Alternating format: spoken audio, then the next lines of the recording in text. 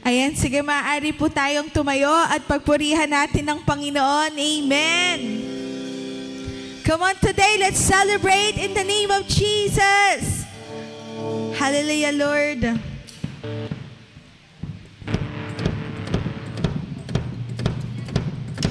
Come on, let's clap our hands together. Hey!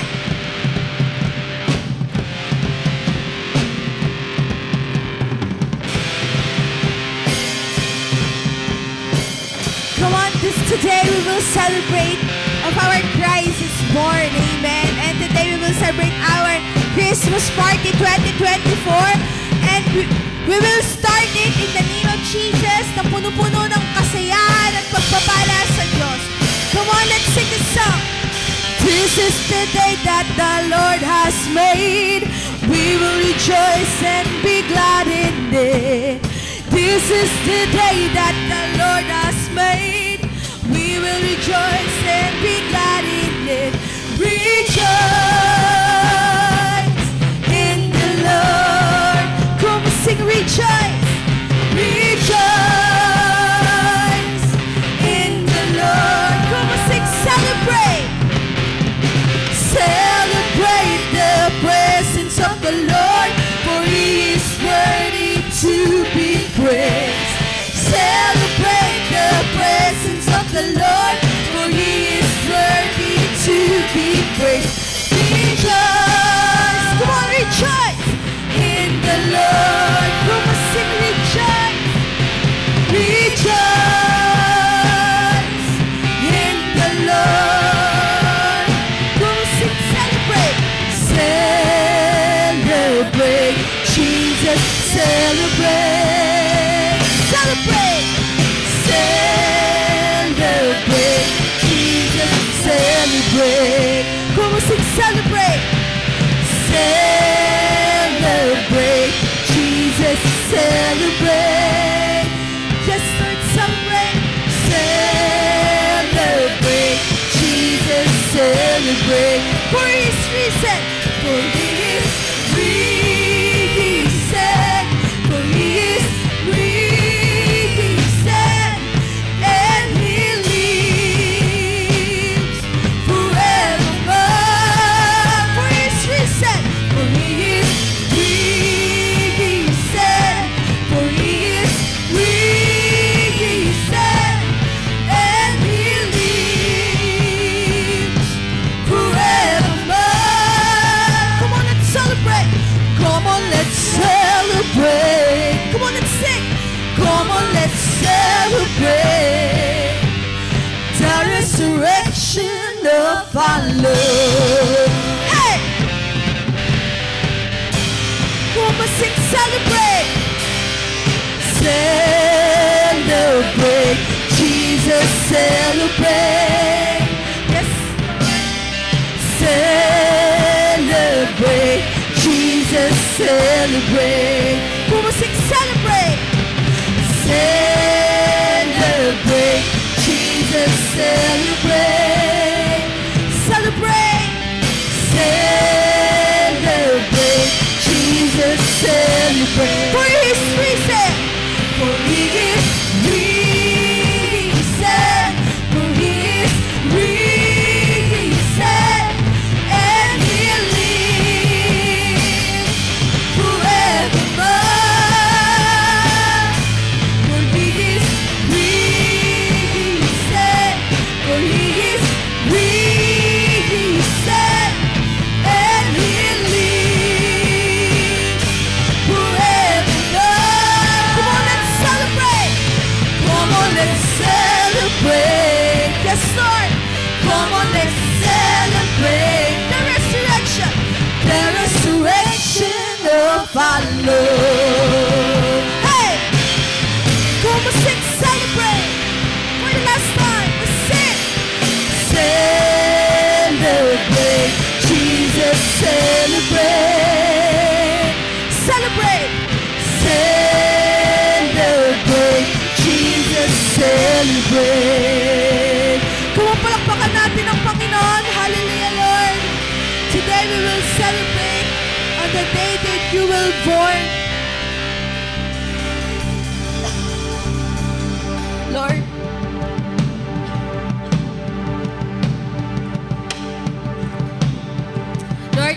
sa isang taon, Panginoon, no, inaalala natin kung gaano kabuti, no. This day this December 25, we will celebrate that Christ is born, no. Ano ba yung meaning sa atin ng Christmas, no? Pag sinabi sa atin na Christmas, may aguinaldo, may regalo, no? And one thing na nagpapaalala sa atin, no, dapat kapag naalala natin yung Christmas, isa pa doon is yung kung kailan pinanganak si Jesus. And on that day, na when Christ is born, pinanganak yung tagapagligtas natin, our Savior. Amen? Ganun ka-espesyal yung araw na yon. Hindi lang basta to share our blessing, to share our gifts, no, aguinaldo makatanggap, no. And the one thing na isa pa yung dapat nating alalahanin, pinanganak yung ating tagapagligtas, and that is Jesus. Amen. The best gift that we will receive is salvation and on that day. Amen. Come on, let's worship the Lord. And after that, we will celebrate how we are grateful.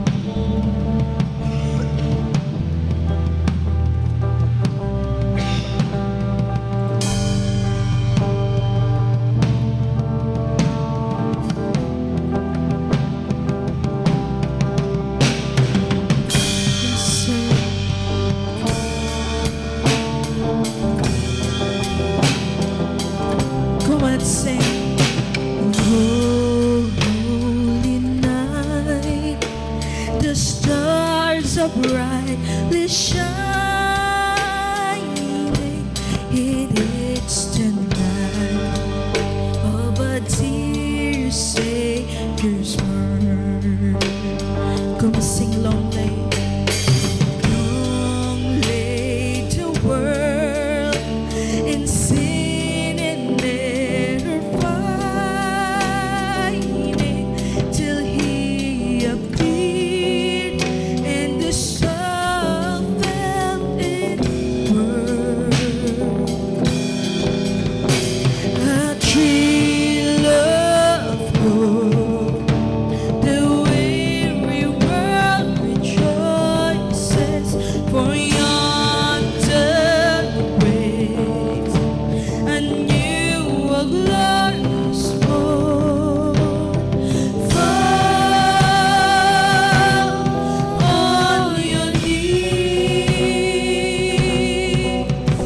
oh, hear the angels' voices on night divine, oh, night when Christ was born. Yes, sir. We will sing together. Come on, let's sing. Truly He taught us. Truly He taught us to love one another. His love is love, and His gospel is in peace. Come on, sing. Change shall He bring, for the slave is a brother, and His name all oppression shall cease. Come sing, sweet hymn of joy, in grateful chorus raise.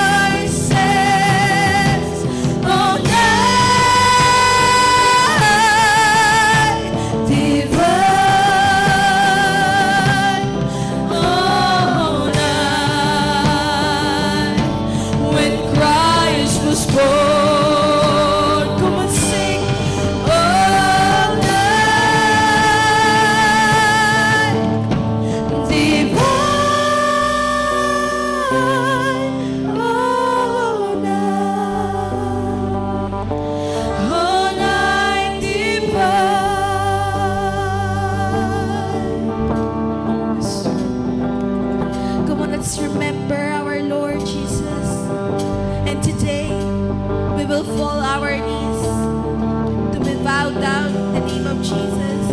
Hallelujah, Lord. Let's sing.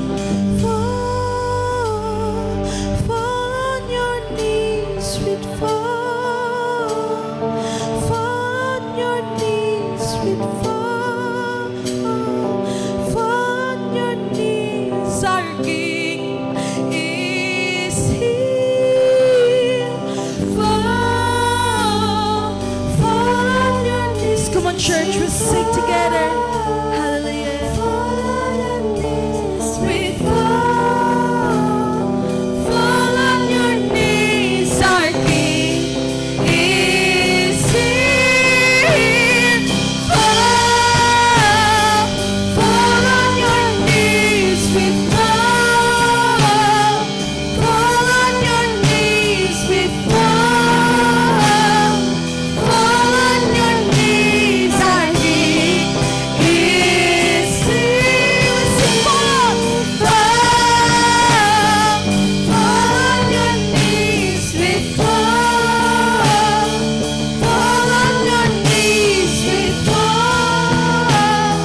Fall on your knees, our King is here.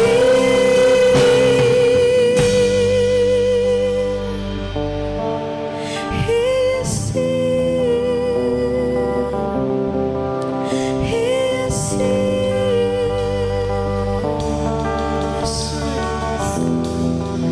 Come on, for the last time, we'll sing together. Fall on your knees. Oh, hear the angels' voices on high, divine, oh night, when Christ was born. Oh night, when divine,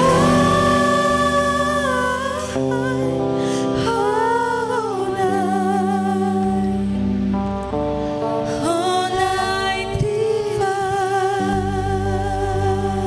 Come on, clap our hands to the Lord. Yes, sir. Thank you for this day, Panginoon. We will start the celebration, Panginoon. I-bless mo po, samahan kami, Panginoon, ng iyong presensya, Panginoon, ngayong araw, Lord God, nag-celebrate kami sa aming church, Panginoon. Lord, maraming salamat sa bawat opportunity, Panginoon, na binibigay mo. And Lord, we will celebrate with full of happiness and joyfulness, Lord, because we believe, Panginoon, na yung kapanganakan mo, Panginoon, ay doon, Panginoon, binigay ang aming salvation, ang aming hope, Lord God. And this Christmas, I know, Lord God, you will send our hugs, Panginoon, and full of happiness, Panginoon, even though di kami makareceive ng kahit anong magandang regalo. But Lord, yung makita lang namin, Panginoon, or maramdaman lang namin yung presensya mo, Panginoon, and yun lang, Panginoon, sapat na po sa amin, Lord God. Lord, sinataas namin to sa pangalan mo, in the name of Jesus Christ. Come on, everybody, say amen and amen. Ngayon, palakpakan natin ang Panginoon, no?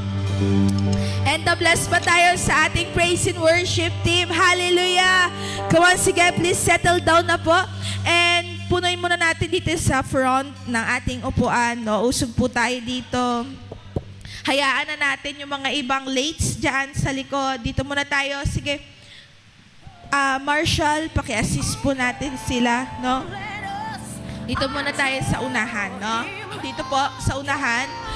Okay, magma-mention pa ba ako ng name? Ayaw sumunod. Okay, upo kayo dito sa unahan.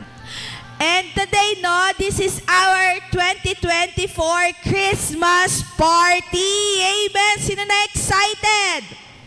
Ay, walang excited, no? Isa namang palakpak sa excited dyan! Woo! Yan.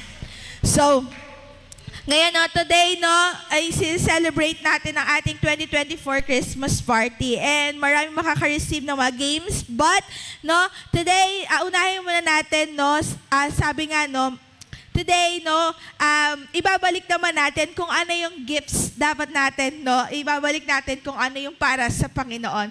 And sino dito ready nang mag-give sa Lord? Amen. Sino dito ready mag-give sa Lord? Walang gustong pagpalain ng Panginoon? Amen. Ayaw ata nila nang nag-give.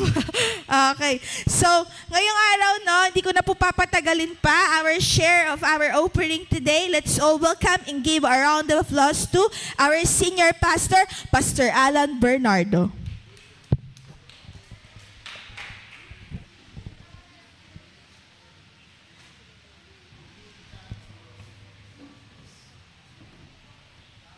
Okay. So kung kayo ay nandito last Sunday, meron kasi akong 4 principle na binabahagi patungkol sa money management. And gusto ko kayong turuan upang pakinabang ito sa atin, how we could really grow our finances. Alam niyo kasi sa Bible, ang sabi, the house is built by wisdom. It is not by love, it is not by faith, it is not by hope. No, hindi pa pwedeng nagbi-build ka ng house, pag-asa. Maganda ang pag-asa, maganda ang love, maganda ang faith. But you need wisdom to handle hope, love, and faith.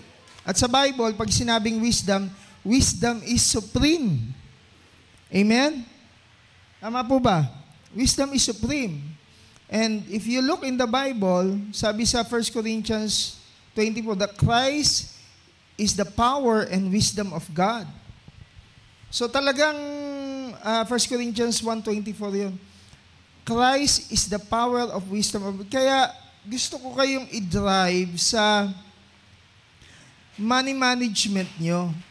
Na hindi, ang pag-asenso, hindi nakukuha sa pala-tsamba. Hindi nakukuha sa pagmamahal lamang, pananampalataya lamang, pag-asa lamang. Kasi yan yung mga natutunan natin eh. No? And tignan nyo na yung unang itinuro ko rito is about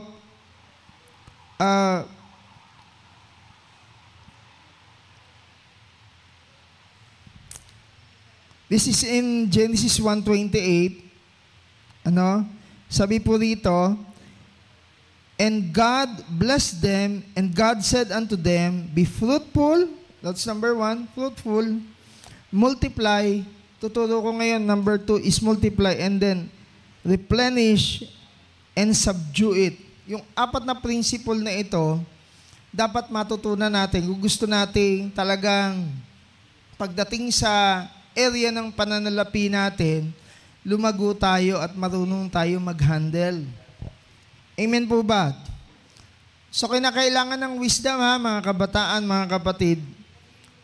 For you to grow your finances, you need wisdom. Sabi ng Proverbs yon, the house is built by wisdom. So, itong principle number 1 na ituro ko is about multiply. Is about fruitfulness. Na ituturo ko number 2 is multiply. Alam niyo, pagka pinag-uusapan ng multiplication, isa sa pinakamahirap mag-multiply ay yung may poverty mentality. Sabihin niyo nga, poverty mentality. Sabihin niyo nga, poverty mentality. Okay, ano yung ibig sabihin ng poverty? Ang ibig sabihin poverty is self-production. Kaya mahirap tayo kasi we produce only ourselves. Okay na yun. Mag-isa lang. Kasi yung kakaanin bukas para sa akin lang, sabi ng Bible, poverty po yan.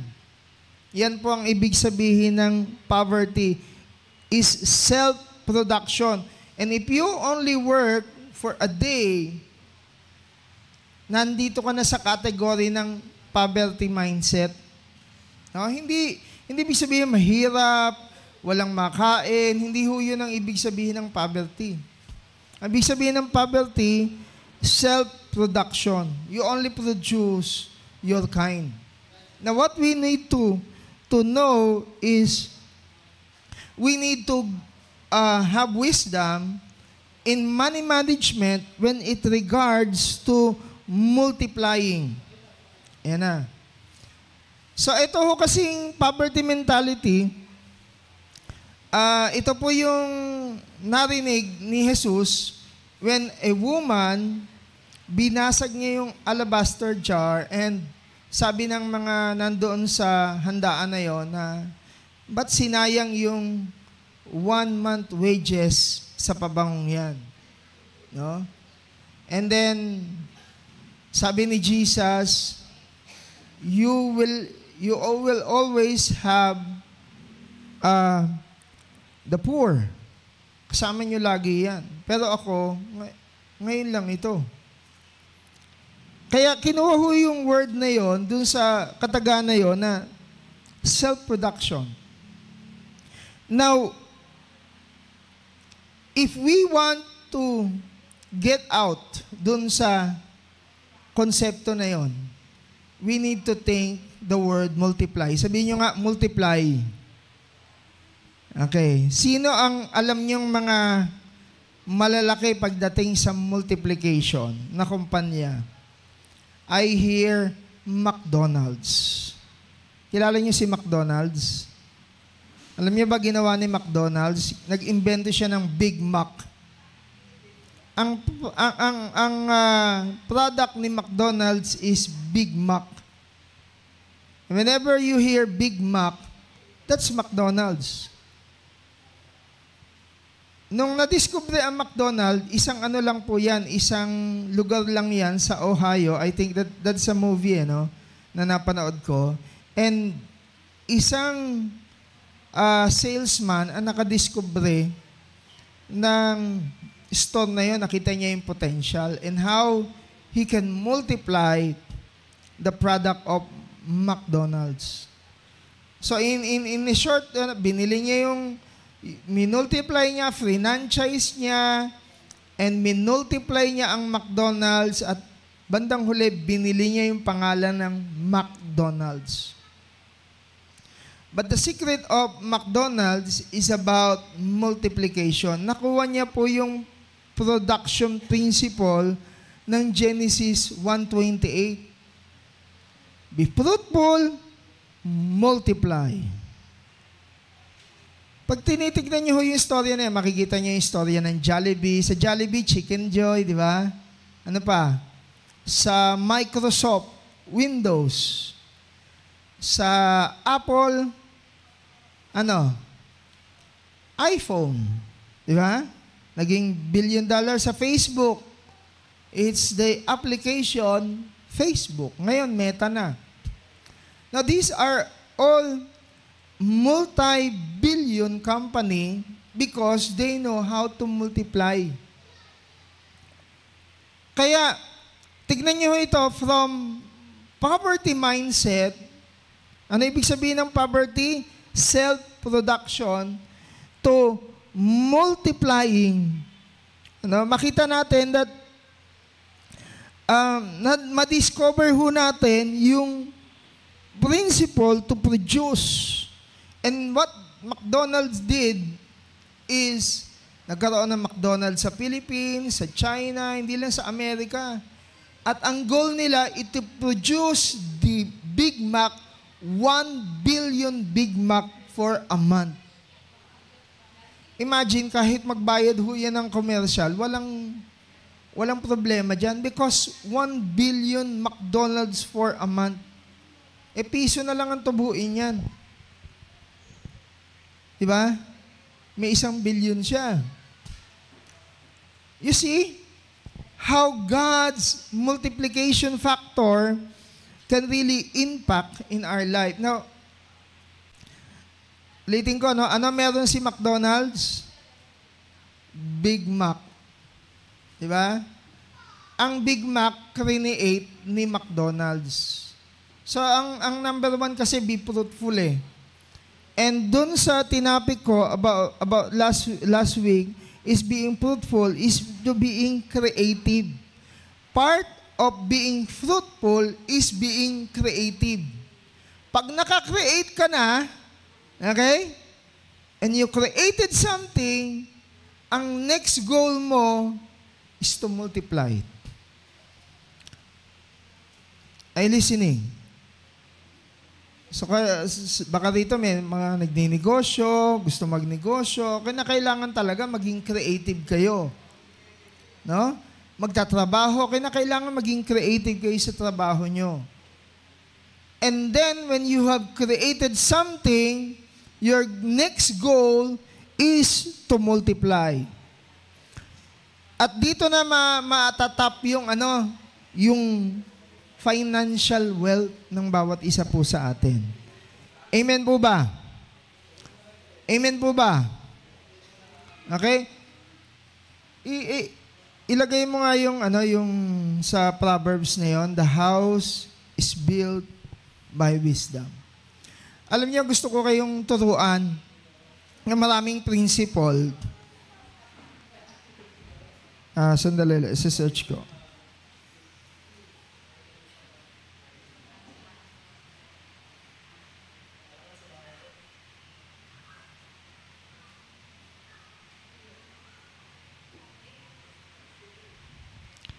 That's in Proverbs 24:3.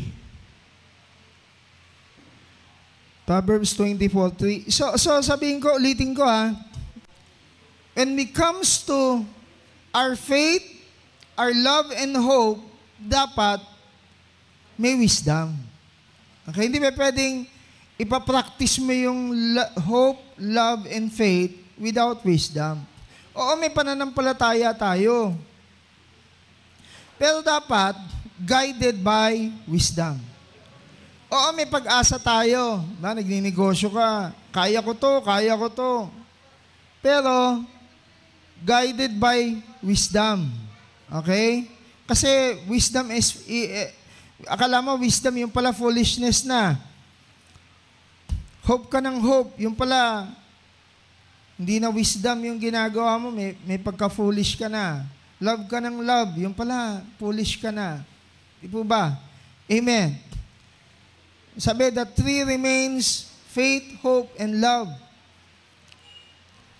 But the supremest of all is wisdom. The supreme. Yan po sabi ng Bible. Wisdom is supreme above everything. The greatest is love, but supreme po ang wisdom. Because wisdom is Christ is the power and wisdom of God. 1 Corinthians 24. Kaya pagka may Kristo ka, kapangyarihan yan at karunungan. Gamitin po natin mga kapatid. Amen po ba? So sino may natututunan po rito? So asa ko every time pupunta po kayo rito, meron tayong bits of wisdom na matutunan para mapalago po natin ang buhay at pananampalataya po natin. Amen po ba? Amen. So that we can feel the barn of the church. Kasi ang church, may nagpa-fund po dapat talaga ng vision. At hindi ho ang labas ang nagpa-fund. Dito po sa loob ang nagpa-fund ng vision. Amen po ba?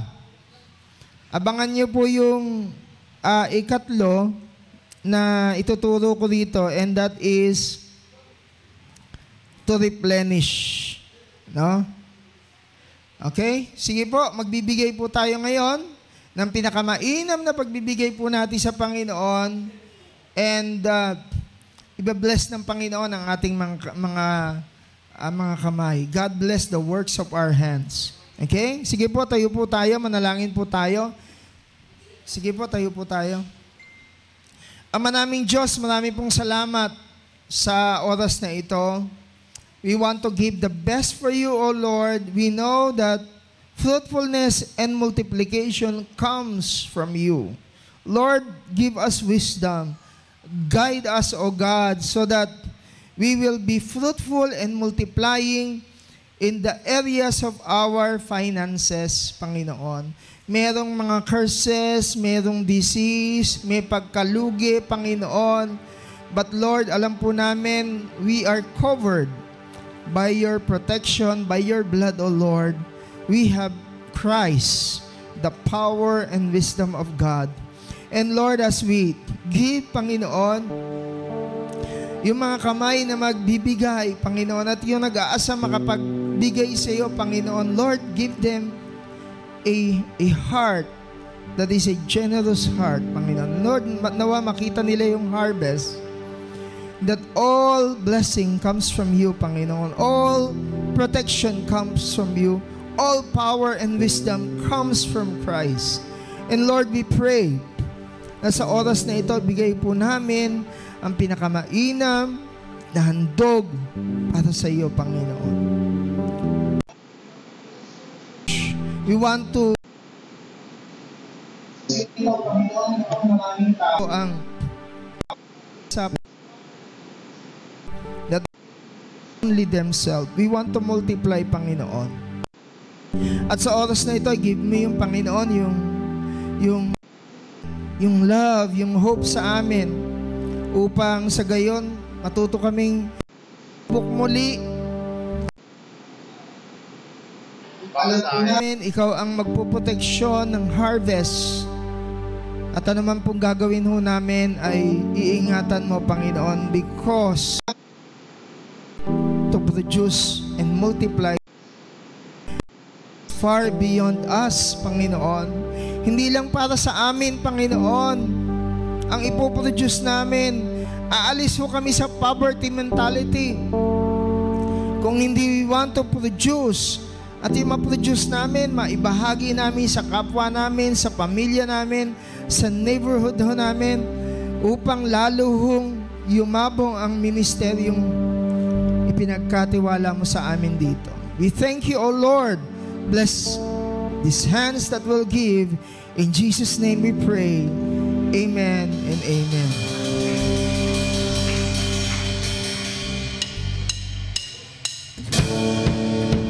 Sunod, wala na.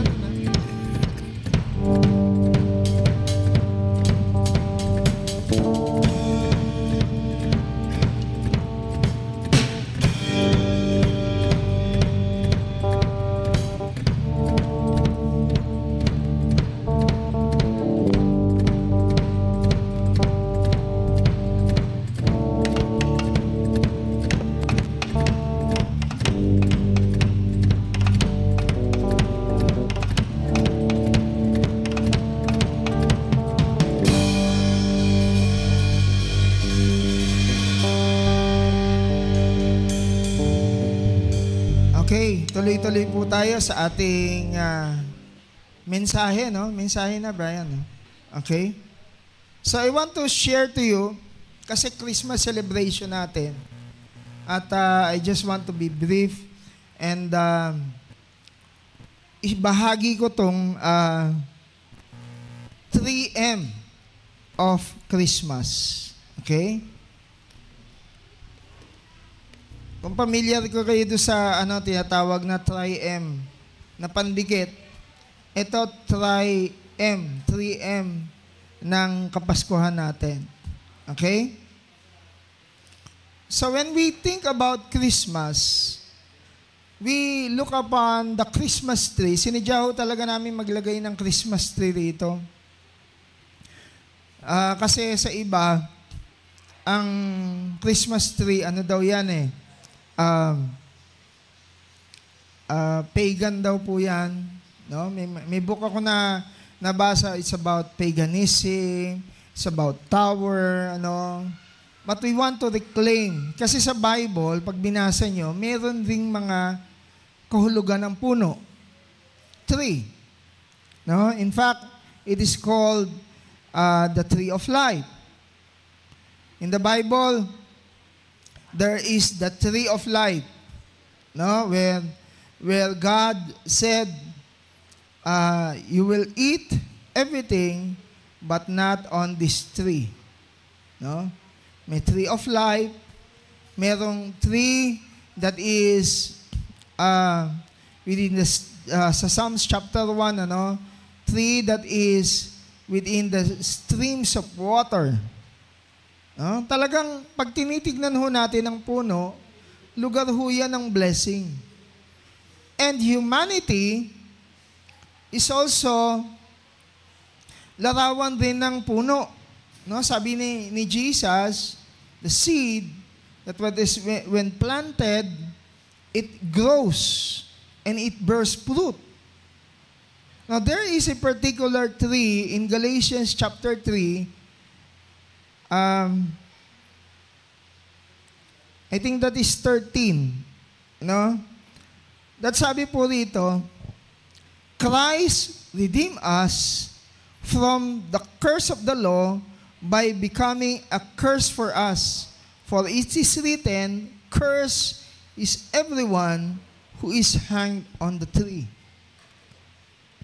And Jesus was walking, naglalakad ho siya, at nakita niya yung puno, hindi namumunga, he cursed that tree. And that picture is a picture what Jesus about to do. He will become a curse. Sabi ko kasi ng Galatia, bigyan mo na yung Galatia 3:13. Sabi ko kasi ng Galatia, Christ redeemed us from the curse of the law by becoming a curse. Ayan po yan.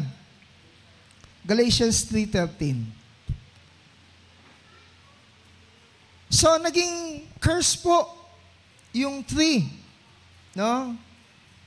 So, rinescue tayo ng Panginoon from the curse of the law. When He was hung on the cross, He took upon Himself the curse for our wrongdoings, for it is written in the scripture, cursed is everyone who is hung on the tree.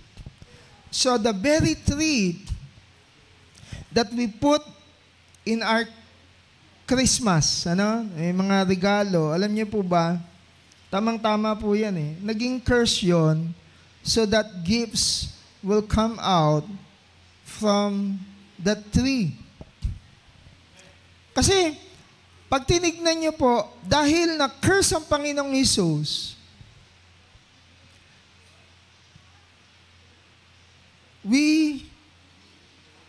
kasi tayo po yung dapat na-curse eh. But because He was cursed, we became free. You see the reality, kung hindi ho nangyari na ipinanganak si Jesus at mamatay siya sa krus para sa atin, tayo po yung nasumpa. And that is the narrative of the Bible. And that is the message of the Christmas. Gusto ko makita nyo that there is nothing wrong about having a Christmas tree. No? There's nothing wrong. Kahit maglagay po pa tayo dito ng mga, tawag na yung mga bilin. Wala akong masama doon. Kasi yan ho ay larawan ng Kapaskuhan. Kung hindi ho naman tayo magse-celebrate ng December 25 at halimbawa, April tayo magse-celebrate ng Christmas, tayo nga lang yung nagse-celebrate ng April 25. Di po ba? Mas maganda, we celebrate, kasi sabi ng Bible, every day is the day of the Lord. Ang bawat araw, rinideem na ho ng Panginoon. When Jesus died on the cross, even yung kanyang death and resurrection, iyan ay larawan ng gabi at araw. Are you listening? Kaya lang ito maganda. Sa inyo nagsisimula ang di ba? Umaga muna sa inyo, araw tapos gabi. Sa Israel kasi baligtad. Una yung gabi, tapos araw. Ang gabi kamatayan eh. Di po ba namatay si Jesus? And then the resurrection is in the morning. Hallelujah. Di po ba? Ibig sabihin, kung naintindihan niyo yung sinabi ko, namatay si Kristo at tayo ay nabuhay na magmuli. Ibig sabihin, yun ho yung symbol o larawan ng kamatayan ni Jesus. He died on the cross and He rose from the dead. Night, death, and life, resurrection. Kaya, yung kahulugan ho ng araw sa Biblia, ano na po yan? Every day is the day of the Lord. Amen po ba? Kaya maganda, tignan na lang ho natin yung festivity, yung kahulugan, at bibigyan ko ho kayo ngayon ng 3M. 3M of Christmas. Okay? So, First John chapter 14, the first M ng Christmas is the miracle of Christmas. You know what's the miracle of Christmas? God light. Ang Diyos ay katulad po natin. Sabi po sa First John chapter 1 verse 14, so the and made his home among us. He was first, he was full of unfailing love and faithful and faithfulness, and we have seen his glory, the glory of the Father's one and only Son. So, ito po yung unang himala. When I look upon the miracle of Christmas, yung original design ng Diyos, ibinalik. From the elders of Adam to the new Adam, we have begained the image of God, the original design of God. That we can live forever. Ako ho kasi nag-aaral ho ako ng mga sakit-sakit sa katawan, ng nutrition, And what I've discovered is our body has the potential to heal ourselves. Sa katawan mo mismo, hindi mo kinakailangan. Bagamat, okay yung mga medicine natin, maganda po yan. Nakakatulong sa atin. No? But our body is so ancient that it can heal any disease. Yung maganda rin yan, may wisdom, may talino, no? Dagdag yon. Pero ganun ka, husay yung katawan natin. Kaya nga ho tayo linalagyan ng antivirus eh. Linalagyan ka ng konting mikrobyo or virus so that may immune na yung katawan mo sa virus na yon. Yung katawan mo ang magpapagaling pa rin sa virus na nasa katawan mo. Ganun po yung ginagawa ng immunity. So miraculous. God like us. And the Word become human and made His home among us. Isn't that amazing? Amazing ho yun kasi never in the history of man that we saw God become flesh. God, yung word na God become the human and made His home among us. The word, verbo, ang salita. So makita ho natin, another verse, 1 Timothy 3:16, sabi dito, without question, this is the great mystery of our faith. Misteryo po. Christ was revealed in human body, vindicated by the Spirit. He was seen by angels and announced to the nation. He was believed in through the world and taken the heaven in glory. 1 Timothy 3:16. So wala hong question na ho yan. Kasi may narinig ho ako mga tanong sa ibang sect ho ito, no? Sabi, kung ang Diyos ay tao,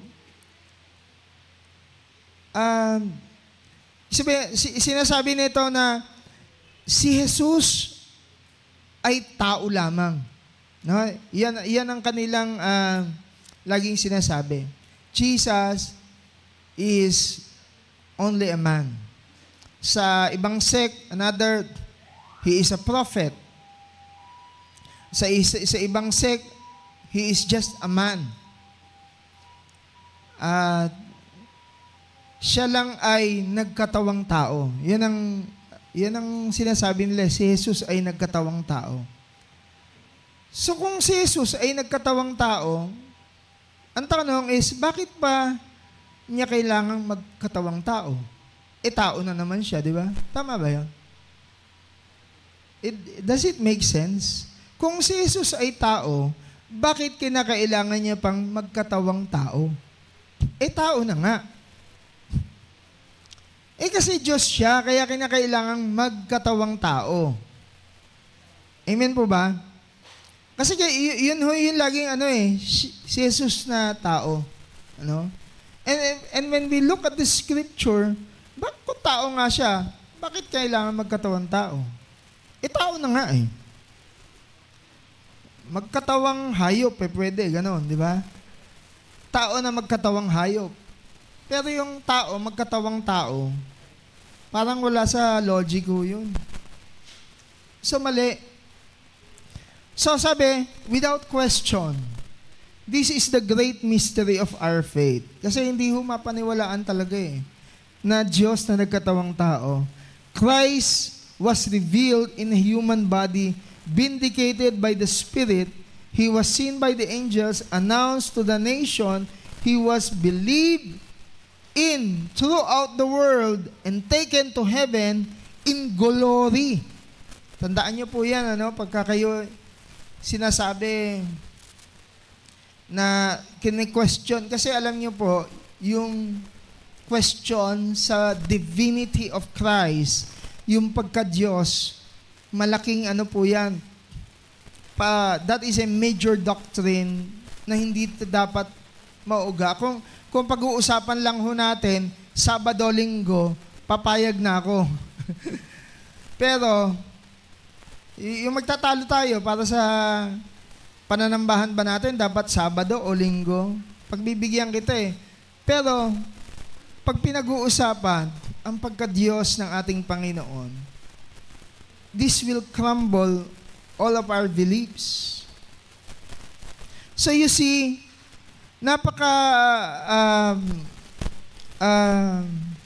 ito yung isang himala, isang miracle of God. This is a miracle of God that He is like us. Another verse is Philippians 2:5 to 8.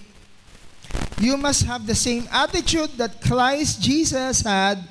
Though He was God, He did not think of equality with God as something to cling to. Instead, He gave up His divine privileges. He took the humble position of a slave and was born as a human. Being human being, when He appeared in human form, He humbled Himself in obedience to God and died a criminal death on a cross. Philippians 2:5 and 8.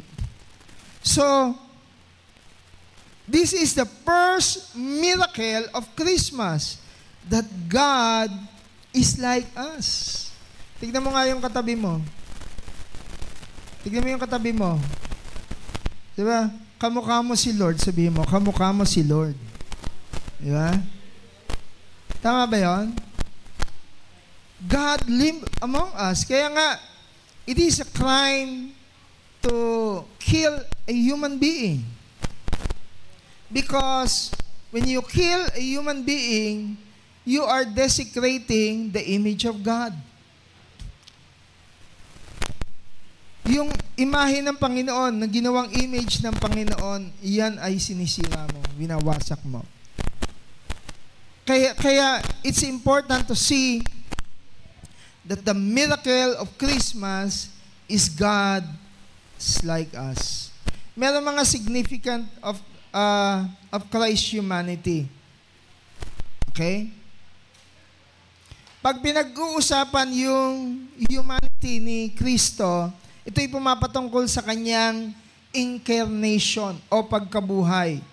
The Son of God assumes complete human nature with all its limitation, but without in any surrendering His divinity.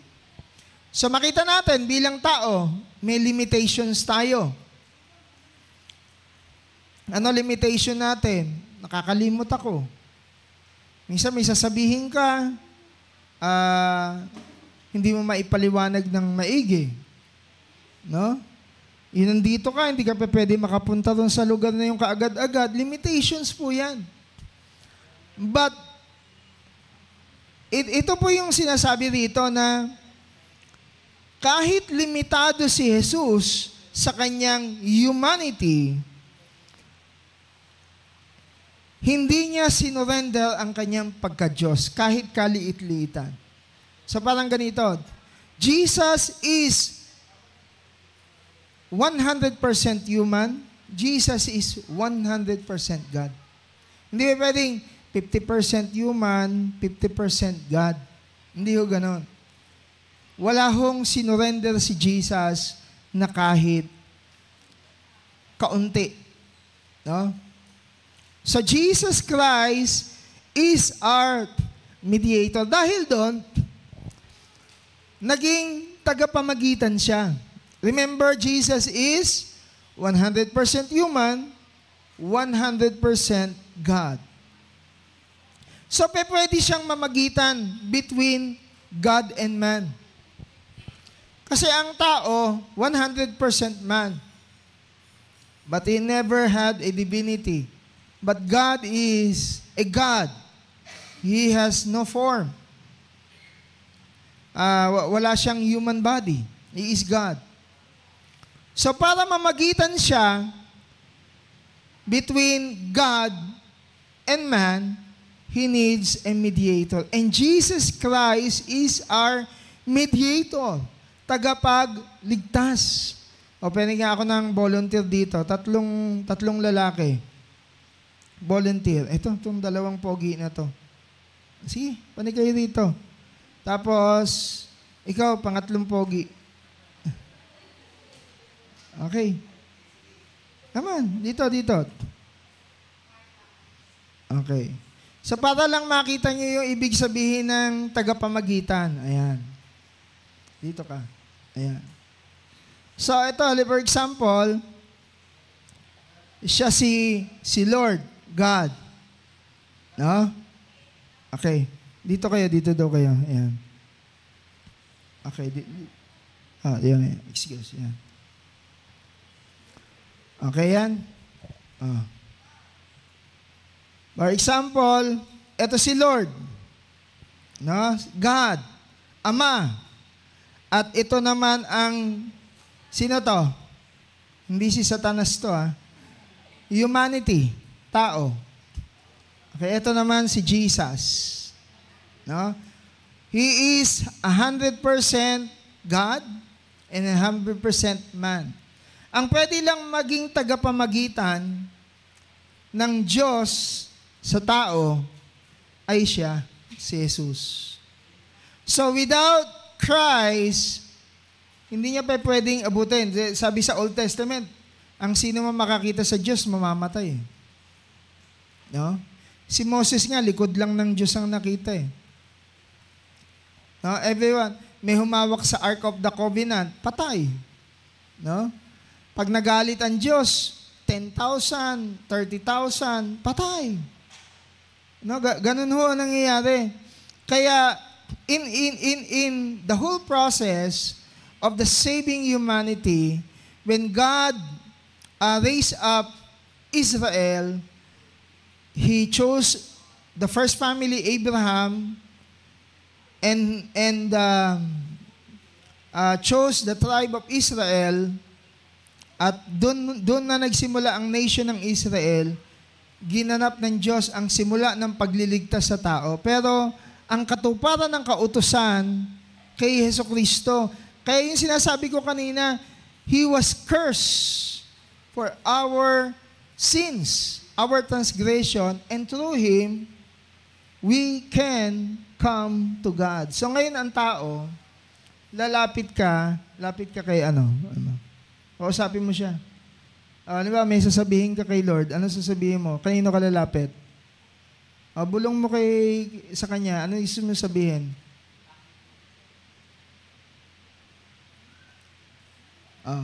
Sabihin mo sa Kanya. Sila lang nagkakaalaman nun. Pero ganun po yun. In our prayers, we come to Christ because He is our mediator even in our prayer. No? Pero bilang mga Kristiyano, pwede rin tayo mag-mediate sa mga kapwa natin. No? Through discipleship. Pwede rin ho tayong maging kamanggagawa ng Panginoong Hesus. No? Yan pumapasok na ho yung calling natin, but not in salvation. Ang kaligtasan, pag isang tao magre-regenerate, talagang kay Jesus lang siya lalapit. Ito'y gawa lamang ng Diyos. Amen po ba? Kaya, if you are praying for a loved one, lapit nyo kay Jesus. Lord, ligtas mo naman yung tatay ko. Lord, ligtas mo naman yung nanay ko para makasama ko siya sa church. Lapit nyo kay Jesus. Lord, sana makilala kita ng lubusan. Di kita maintindihan, di kita maunawa. Lalapit po tayo kay Jesus. No? So that God hears our prayer through Christ. So salamat sa tatlong to. Palakpakan nga natin sila. Okay. So yan yung Jesus as our mediator, tagapamagitan. 1 Timothy 2:5, for there is one God and one mediator. Ayan po. Who can reconcile God and humanity, the man Christ Jesus. Wala na pong ibang tagapamagitan. Hindi kayo pwedeng lumapit kay Maria. Tao rin ho kasi si Maria. Bagamat she is the blessed Virgin Mary. She is blessed. But to mediate, it is the sole purpose of Jesus. And that is to save every humanity. Kasi siya lang po ang 100% God and 100% human. Amen po ba? Another significant of Christ's humanity is Jesus is our substitute. Kahalili. Sabi po rito, for God made Christ who never sinned. 2 Corinthians 2:21, for God made Christ who never sinned to be the offering for our sin, so that we could be made right with God through Christ. So, ang bawat isa sa atin, deserve po talaga nating mamatay. Every one of us deserve hell. That's what the Bible said. For all have sinned and fall short to the glory of God. There is no one righteous, not anyone. So, anong ginawa ni Jesus? Because of this tree, this was a cursed tree. At tayo ay nahalili. Ibig sabihin, nahalili si Jesucristo para sa atin. Tayo dapat ang mamamatay, kahalili, substitute natin sa ating mga kasalanan. So imagine all of the sin of the world, lahat ng parusa na para sa tao, ipinataw sa katawan ng ating Panginoong Hesus. That is how gruesome, that is how painful the cross is. It was cursed. Dapat ikaw yun eh. Dapat ikaw. Pero dahil sa kagandahang loob ng Diyos, may Pasko. Amen po ba? Sino na-appreciate ang Christmas? Palakpakan nga natin ng Lord, di ba? Hindi lang huyang batang isinilang, Ang ibig sabihin ho niyan, hinalili tayo. We are being substitute by God. Another is, Jesus Christ is our example, dakilang halimbawa. So kung meron tayong dapat gayahin natin ang Panginoon. Now that we have an example in Christ as a humanity, kasi ang dating tingin natin sa humanity, nagpapatayan, gera. Nung dumating si Kristo, nagkaroon tayo ng ibang idea ng humanity. Mapagmahal, may pag-asa, may karunungan, may pananampalataya, may pag-asa, no? So, this is the humanity that Christ showed us in the gospel. 1 Peter 2:21, for God called you to do good, even if it means suffering just as Christ suffered for you. He is your example and you must follow in His steps. Minsan dito, no, pag ikaw batang mananampalataya ka pa, hindi ka pa mature, ay magdi-disciple, ay magbibigay, ay may magsiserve. Diba, parang ang dating sa atin nun, bakit ko gagawin yun? Pero yun yung sabi ng scripture no? Meron tayong dakilang halimbawa ni Jesucristo. Kung hindi mabuti ang gagawin mo, anong gagawin mo? Mag-FB maghapon.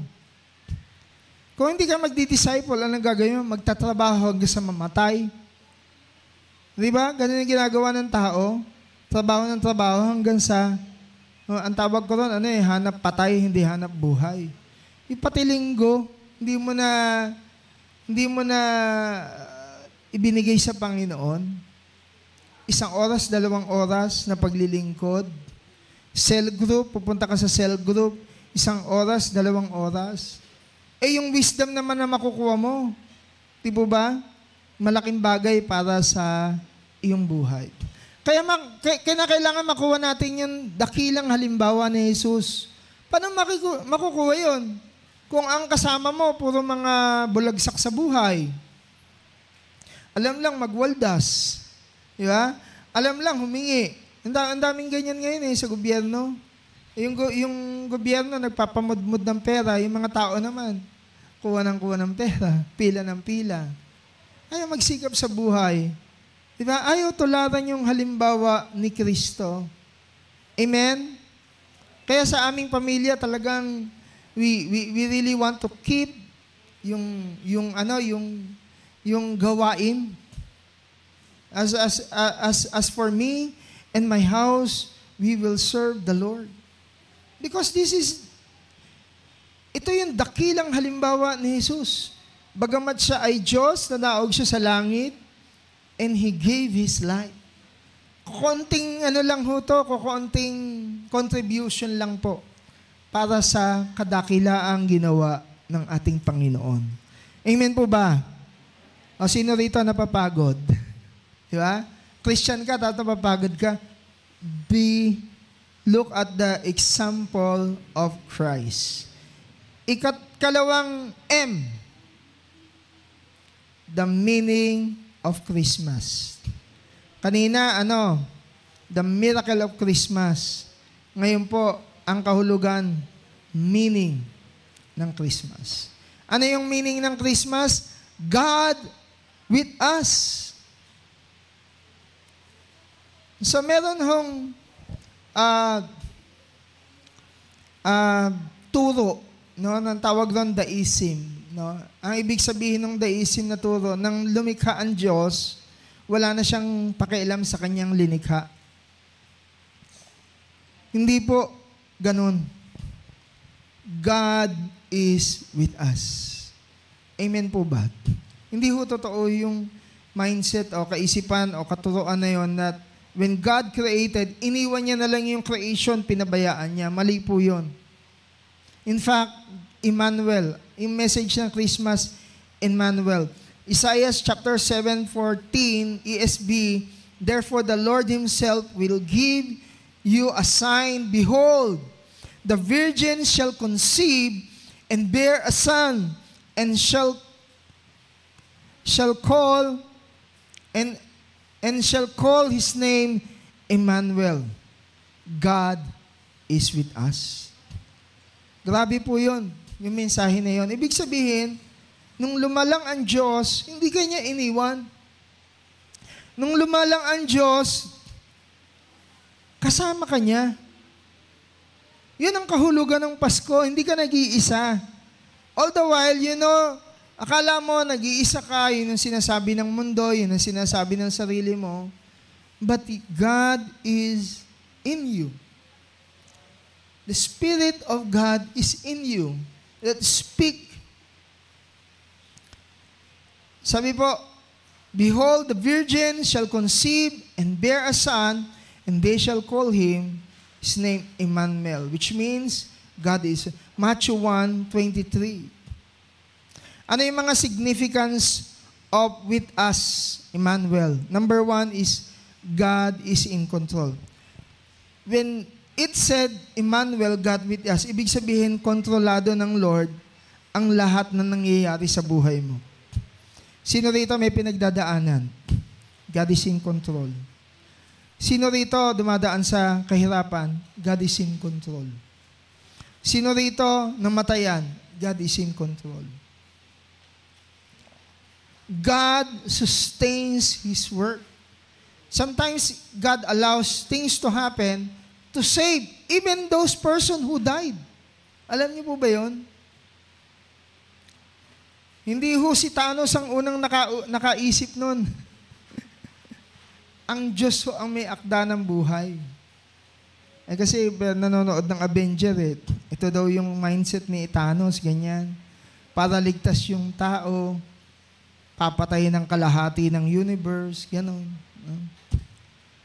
Ang Lord ho, sa Diyos ho kasi, pag ang Diyos ho allow to kill population or napakaraming mga tao, hindi ho murder yon.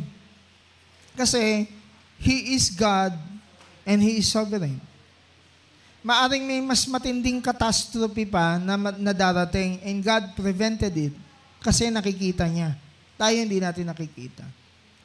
At ang buhay, hindi lang ho dito. Meron hong ikalawang buhay. Example, unborn child. Isang bata, di ba? Aborted.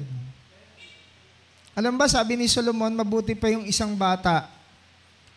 Sabi ho sa Ecclesiastes yon, na hindi pinanganak, na hindi niya nalaman ang mga days sa buhay niya, na hindi niya nalaman ang nasilayan ng liwanag.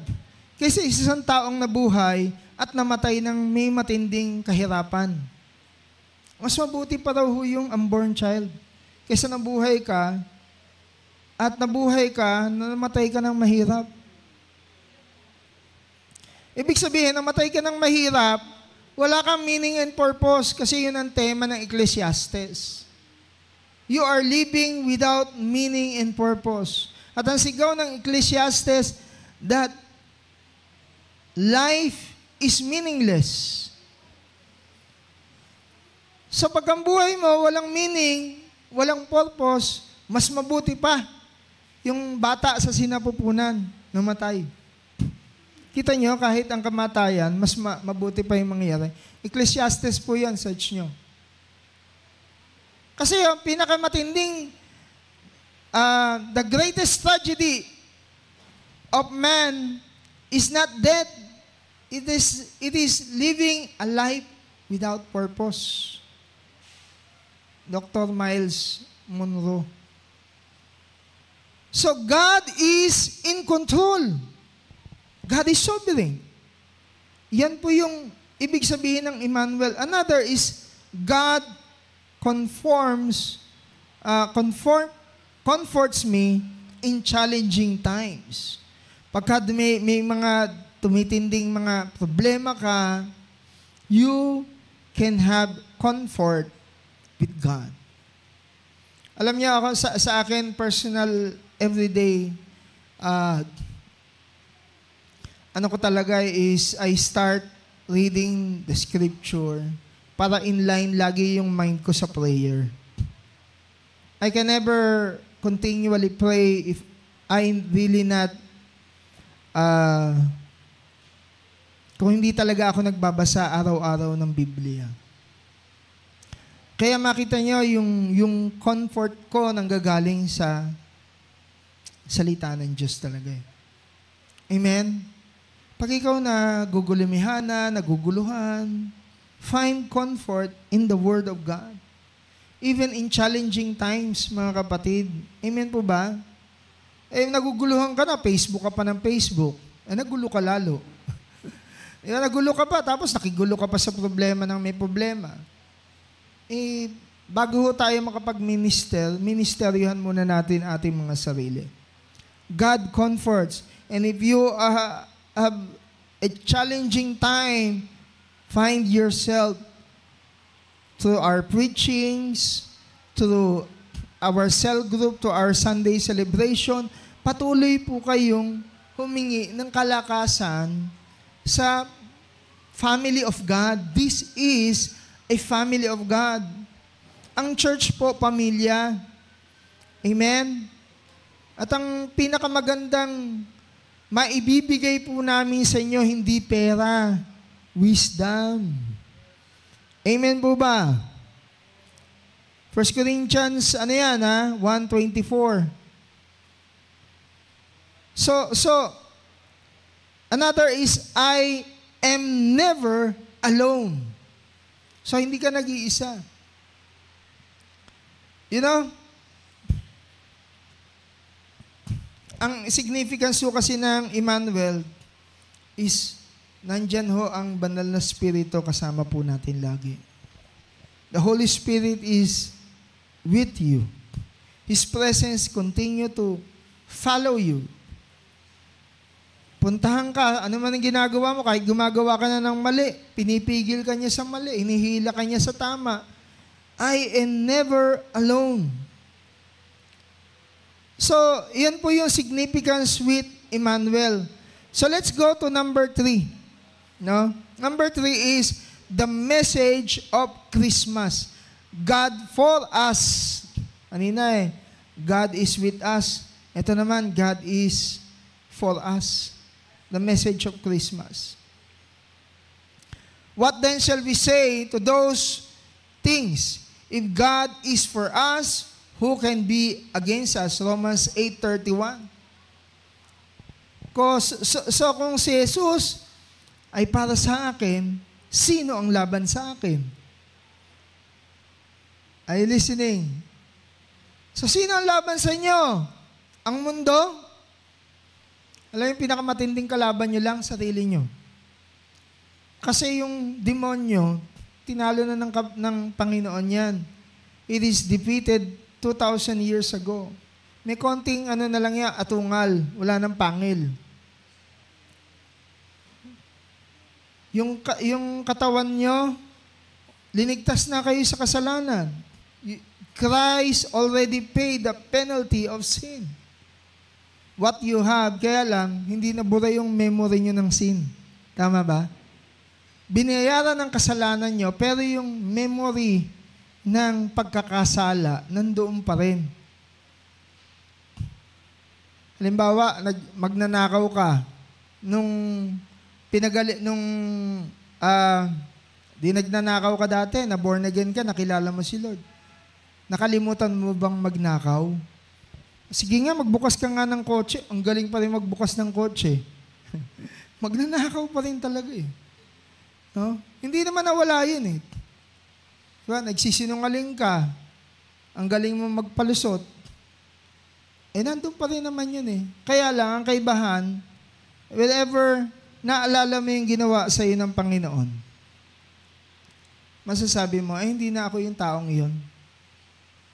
Hindi na ako yung mandaraya, hindi na ako yung magnanakaw. Pinalaya na ako ng Panginoon. Amen? Kasama ko na ang Diyos. Amen? So, ito yung masasabi natin eh. Sino laban sa atin? No? So, the significance is God will be graciously give us all things. Romans 8:32, He who did not spare His own Son, but gave Him up for us all, how will He not also with Him graciously give us all things? Romans 8:32. Paanong hindi ibibigay ni Lord ang mga pangangailangan mo, gayong ibinigay niya yung kanyang bugtong na anak? So between God's blessing, ano yung humahadlang? Alam niyo, kaya hindi bumabagsak sa inyo yung yung mga hinihiling niyo. Halimbawa, gusto mo magnegosyo. Sabi ni Lord, di mo pa kasi alam manage yung yung business eh. Mag-aral ka ng management. Hindi pa pwedeng puro love, faith, and hope. Kinakailangan may wisdom ka dyan. Okay? So, hindi bibigay ng Lord sa iyo yun. Mag-aaral ka ngayon. Paano ko ba magkaroon ng management? Ayun, magkikreate ako. And then, I will multiply pag nakapag-create ako. So, marami ho yun eh. No? So, ibibigay ng Diyos ang mga kahilingan ho natin if we can manage His creation. If hindi tayo lalayo sa Diyos kapag blines tayo. Alam niyo, may nakita ako mga Kristiyano, nung walang-wala, nandito sa church. Nung nagkaroon, nawala sa church. Sometimes sabihin, Lord, maganda pang wala ka, para nandito ka. Di ba? Pero alam niyo, dapat mag-mature ho talaga tayo para alam ho nating i-handle yung biyaya ng Diyos. When we say about grace, is about undeserving favor. Si Brian, alam mo ba, Brian, hindi mo deserve si Beng. Bigay lang ng Lord sa iyo si Beng. You don't deserve each other. But because of God's grace, naging deserve ka kay Beng. Same thing sa iyo, June. You don't deserve Jenny. Titignan natin yung buhay mo dati, you do not deserve your wife. But because of God's grace, naging blessing yung marriage niyo. We don't deserve, I don't deserve to stand. Kasi pag tinignan niyo yung background ng buhay ko ako ata pinakamasamang minagawa sa inyo. Ewan ko kung may isasama sa nagawa ko. Lihim. Pero dahil sa biyaya ng Panginoon, nakakatayo po ako. Ganyan po yung gracious na ibigay ng Panginoon. Are you listening, mga kabataan? No? So yan po yung God's will graciously give all things. I don't deserve any of what I have today. It is only by the grace of God. Another is, no one will bring charge against us. Romans 8:33. Who shall bring any charge against God's elect? It is God who justifies. So nakita niyo po yon. Ibig sabihin, pag sinabing elect, no? Hindi yung sabihin ng elect, pinili lang, random selection. Pagkatapos yung iba, wala nang pag-asa. No, ang lahat ho, binigyan ng pagkakataon ng Diyos. Magbalik loob sa Kanya. Kaya nga ho yung kaligtasan, plinano ho ng Diyos in the past. And even in the future, nakita niyo, nasa gitna ho ng generation yung cross. For people in the past to see what Christ has done, will be doing. And for us, in the future, or right now, we see what Christ had done to us. Ibig sabihin, wala na pong huhusga sa atin. No one will bring any charge against us. We are being justified in Christ. Alam niyo, ibig sabihin ng justification, yung favor ng Diyos, dapat kay Jesus eh. Pero pinaboran ka ng Diyos kaysa kay Jesus. He was crucified on this tree 2,000 years ago. And that's justice. Amen? Sino gusto ng justice ng Panginoon? Ngayon, nag-aalok ng kaligtasan ng Diyos. Pag hindi mo tinanggap at mapunta ka sa impyerno, kasalanan ba ng Diyos yun? Ay, listening. Kasalanan ba ng Diyos yun? Nag-alok ng kaligtasan si Jesus para maligtas ka. Pagkatapos hindi mo tinanggap, tinanggihan mo, no. What's the justice? So, hindi ho justice ho yun. Pag ayaw mo, edi sige, irirespeto ka ng Diyos. Hindi ka ba pwede sa presensya ko? Kasi tandaan niyo, may mga taong tinatanggihan nila because of the certain lifestyle, kasalanan na ayaw niyang alisin sa buhay, they will reject Christ. And that is God's justice for them. And lastly, no one will condemn us. Who is to condemn Christ is the one who died, more than that, who was raised, who is at the right hand of God, who indeed is interceding for us. Romans 8:34. Alam niyo po,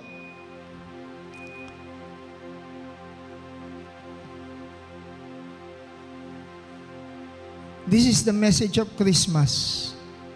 God is for us. He will never condemn us, and nothing will separate us from the love of God.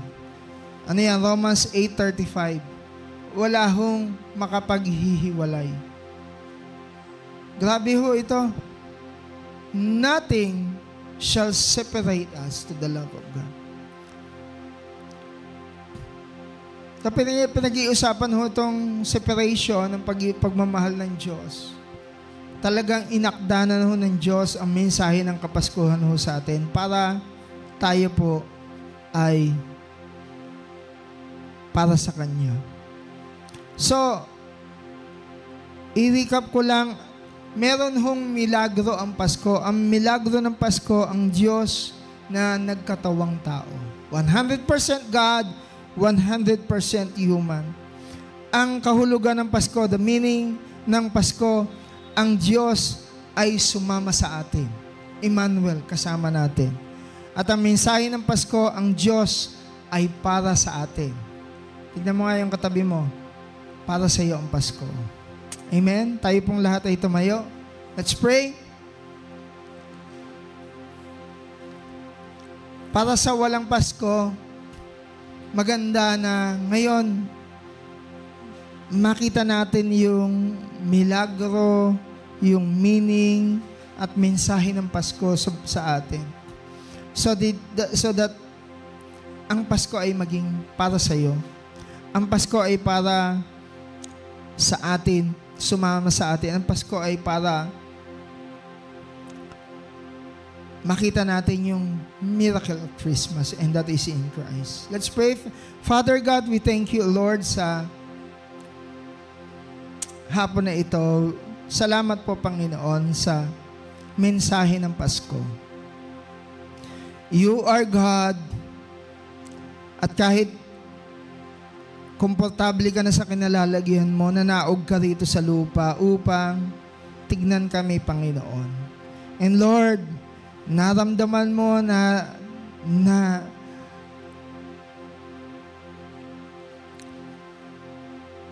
kung ano yung kalagayan ng bawat isa sa amin at naintindihan mo kami. At yun ang itinawid mo sa Ama, Panginoon. Lord, salamat po, Panginoon, because you understand our needs, our emotions, our frailty, and our failures. At itinaas mo ang aming katayuan dahil ikaw ay Diyos. Ngayon, pwede na naming tignan ang nagawa mo. pwedeng maging katulad mo kami, Panginoon. At salamat po, Panginoon, that you raised the barrier of humanity, Panginoon. Salamat po, Panginoon, at ang Pasko ay para sa amin. Because you have died for us, Christmas is possible. At salamat po, Panginoon, at kasama ka namin sa Kapaskuhan na ito. We pray, Panginoon, na ang bawat isang hindi pa nararanasan ang tunay na kahulugan ng Pasko, maranasan mo to. Our prayer is maranasan mo to sa pamamagitan ng pagkakilala kay Kristo. We thank you, O Lord, and we praise you. Even our viewers, we pray for you, and we continue to give you a message of hope, of love, and faith that Christ is Christmas. Lord, we thank you. Bless everyone in Jesus' name. Amen and amen.